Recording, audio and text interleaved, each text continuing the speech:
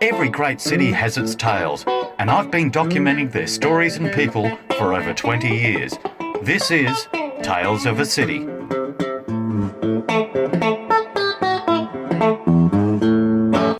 Welcome once again to Tales of a City.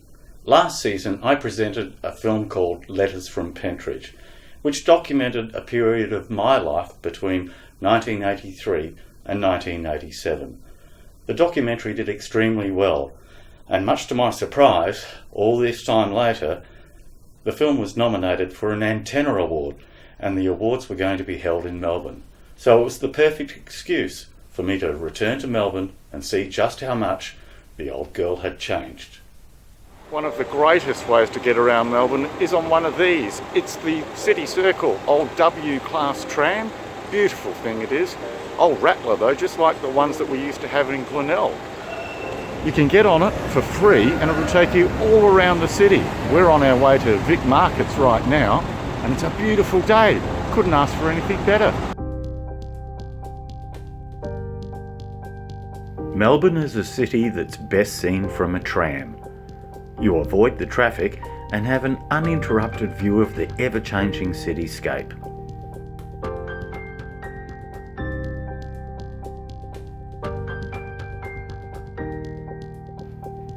It had been a long time since I had the opportunity to see Melbourne again, yet the familiar streets and sounds brought old memories flooding back.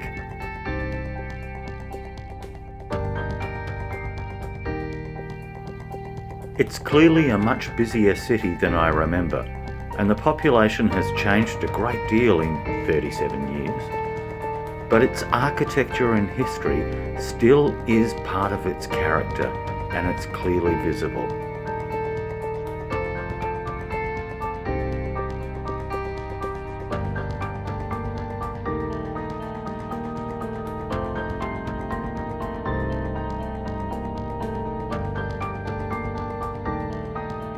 A lot has changed. There are new stadiums and apartment buildings occupying space that was once industrial and working class areas, now fading away in the midst of urban development.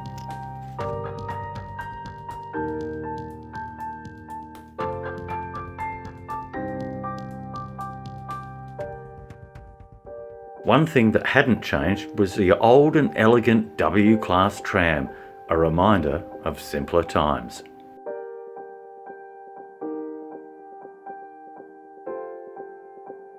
Arriving at Victoria Markets, I joined throngs of locals and tourists eager for a bargain and the very best of local produce.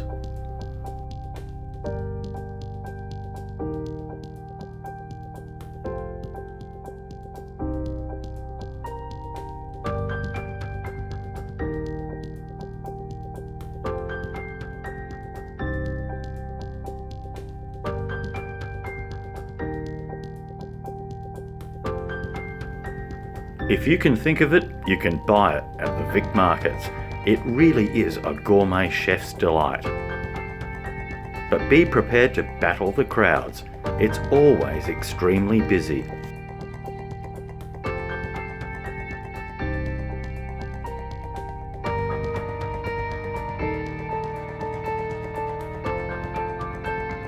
Shopping can be an exhausting task, but fortunately, right across the road from the markets, there is the Drunken Poet, the perfect place to rehydrate before heading back to get ready for the awards night.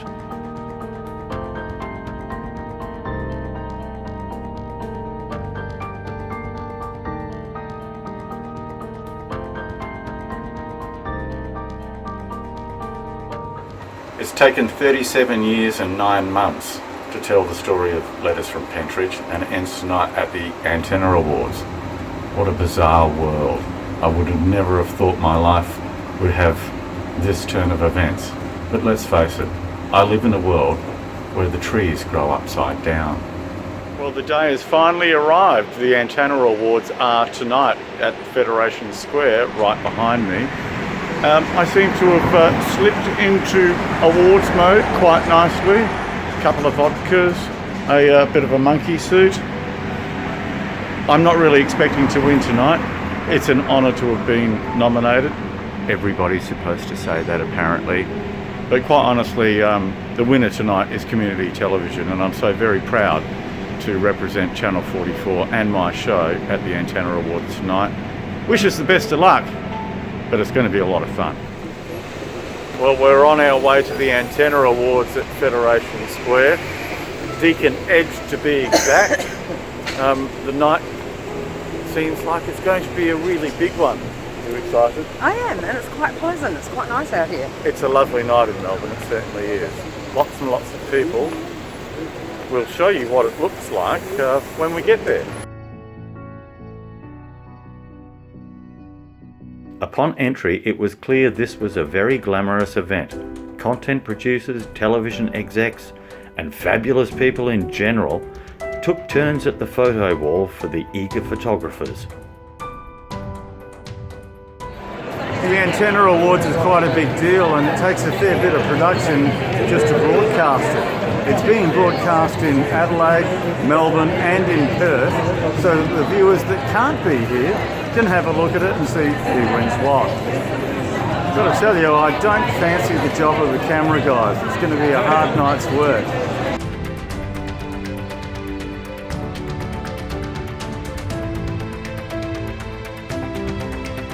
I'm here with Stephen, one of the film crew for the Antenna Awards tonight.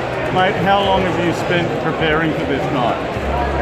Weeks and weeks. I can imagine. And are you excited? Very excited about it. The crowd shuffled off to find their seats as the big night was about to begin.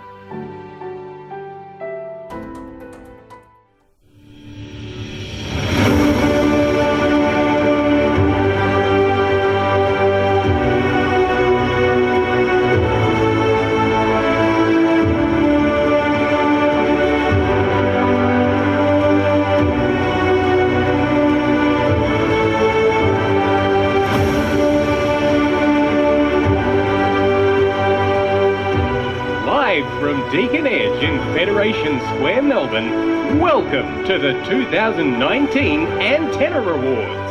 Now, As the show opened, I had high hopes for the chances of my fellow South Australian producers, and I didn't have to wait long.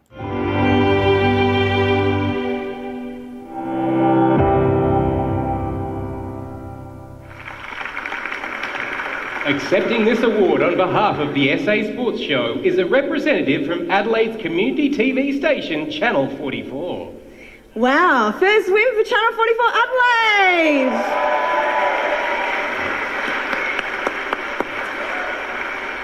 What a great honour for us. The SA Sports Show is actually one of Channel 44's flagship programs. It's been going for 5 years. It's supported by the Uni SA. Now, Andre Gostin couldn't be here tonight from Uni SA, but I've got a few words from him. So he said, we're really proud to be showcasing some of SA's best sporting talent, not only past greats, but some of the up-and-coming athletes and some exciting new leagues as well. And it's great to see so many women who are involved in the show. And also, he said, this show has been responsible for creating many jobs in the media industry in South Australia. So we'd like to thank all of our sponsors, all of 44 Adelaide, all of Uni SA, and most importantly, the hardworking crew, and everyone at 31 Adelaide and 31 Melbourne. Thank you. But wait, there was more. 2017 Adelaide Fringe Festival Parade!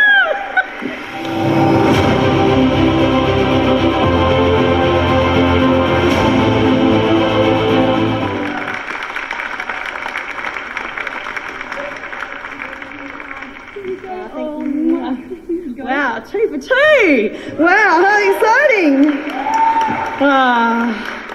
And then came the moment I had been waiting for, the best factual program. Present the best factual program in current affairs and interview, but I was going to say, Jess, my life isn't very much about fact, you know. How's yours? I love facts. I still don't fully understand them, neither does science, but that's why we're so lucky to have the programs that are nominated this evening to show us about facts. On a serious note though, I think in a post-truth world, it's really nice to have a new generation of people prepared to show us what the world is really like, and I think every one of the nominees should be applauded for that. Yes, absolutely. So, without further ado, the nominees are...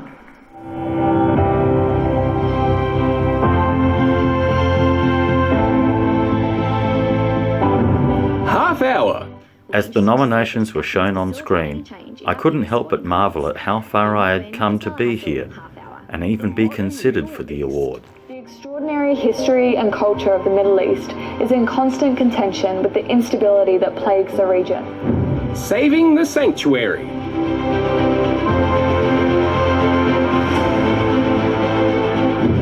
Bench TV. Every nominee was worthy of the award, and as I watched, I felt any one of them would surely take it out. Often all the guests are crying, the couple is crying, I'm crying. Kicking Goals. A year in the life of a SASTA student. SASTA has taught me about cultural awareness and identity. I reckon it's good, just to go in it and have that support to get through, because you never know what if they might not be able to get through if they don't have that support. Jethro Tales of a City. At this point, my heart stopped.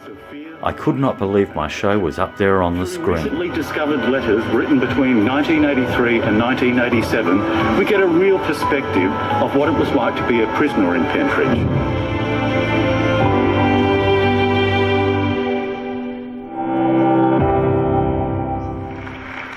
And the winner of Best Factual Current Affairs or Interview Program is Jethro Heller, Tales of a City.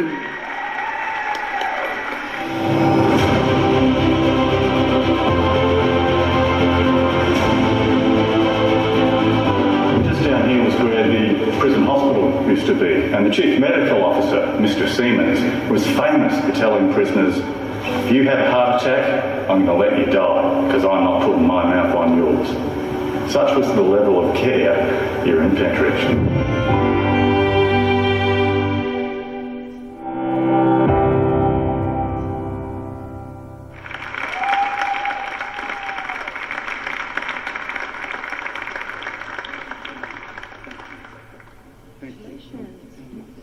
Indeed. Thank you so much, ladies and gentlemen. I'd like to very much thank Channel 31 and Channel 44 for keeping community television alive. Secondly, I would like to thank the people that are most important in this entire equation, and that is the viewing audience. Without them, we are nothing. I'd also like to thank all of the people that have worked on Tales of a City, Leonie Grace, Anita Donlan, who helped me with Tales from Pentridge. It's a story that has taken 37 years and 9 months to complete, and this is the perfect ending. I thank you all very, very much, and I hope you have a fabulous night. Well, the awards are now done and won, and it seems, look, I won one. Indeed. Tales of the City got the Best Factual Program. So I'd like to just say a thank you to the people I didn't get a chance to say thank you to on stage. And that would be all of the people that worked on Tales of the City, called to hire a very able cameraman. I'd like to very much thank the staff and operations people at Channel 44, Lauren Hillman in particular. Without their support, Tales of the City would never ever have happened. And more than anyone, I'd like to thank my mood. This one's for my mood.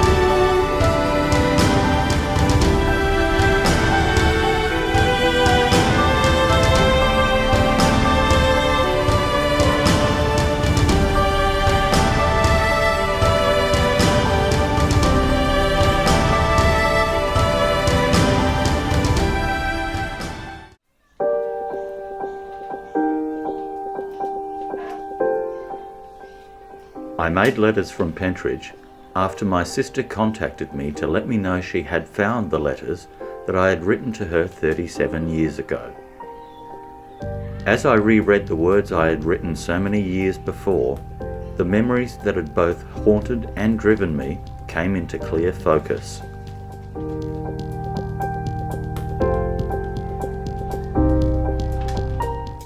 I had paid my debt to society in full, and I could finally leave these memories behind once and for all.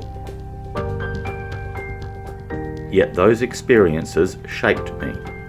The universe gave me opportunities to become more than a statistic.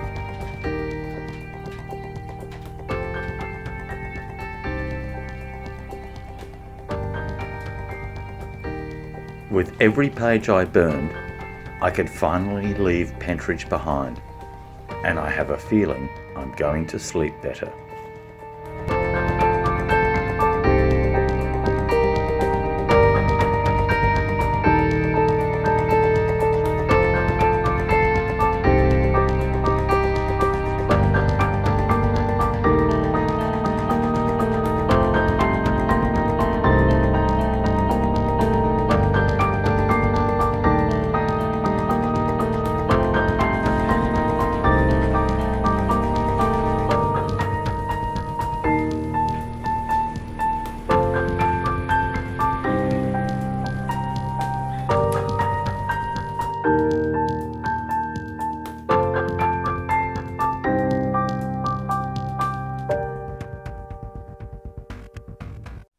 It was a very emotional experience making Letters from Pentridge, and it wasn't a particularly good part of my life.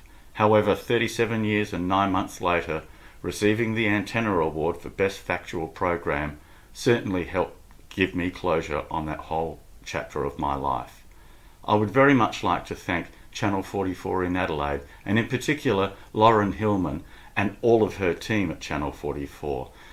Also, congratulations to my fellow content providers for Channel 44 who won awards as well. Yet credit really should go to all of the volunteers and the production people behind the scenes that sometimes never get those thank yous. Thank you very much for your support.